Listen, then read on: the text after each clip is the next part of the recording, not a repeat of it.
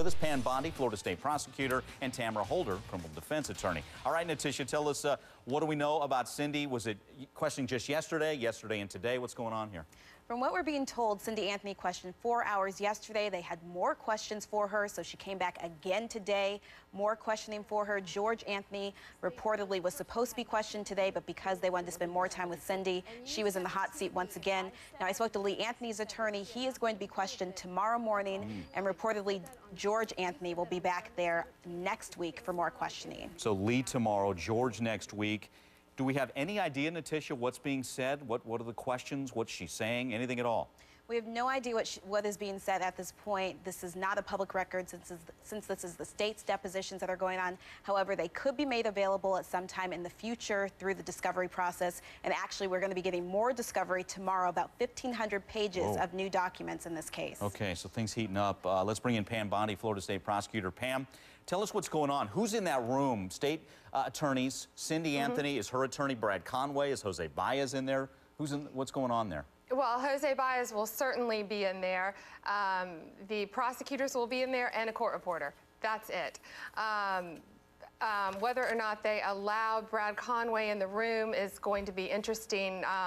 Whether they think she could say something to incriminate herself.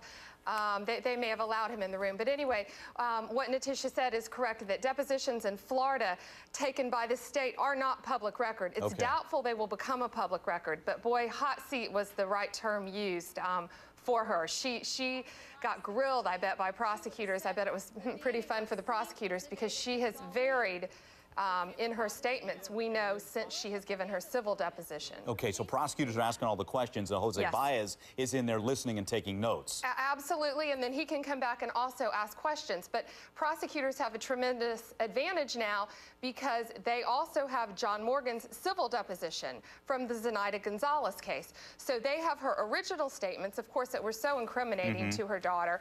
Then, yet in the civil deposition, she started straying. She wouldn't even admit that her daughter had taken money from her. She said that kids are untruthful all the time. She really started minimizing Casey Anthony's actions. So I think prosecutors were pretty, I'm sure that they're very organized and hit her with some tough questions. Yeah, but no doubt. Tamara, if you're Jose Baez in there, you're listening, what are you listening for? What notes are you taking so you can minimize any damage to your client through all this?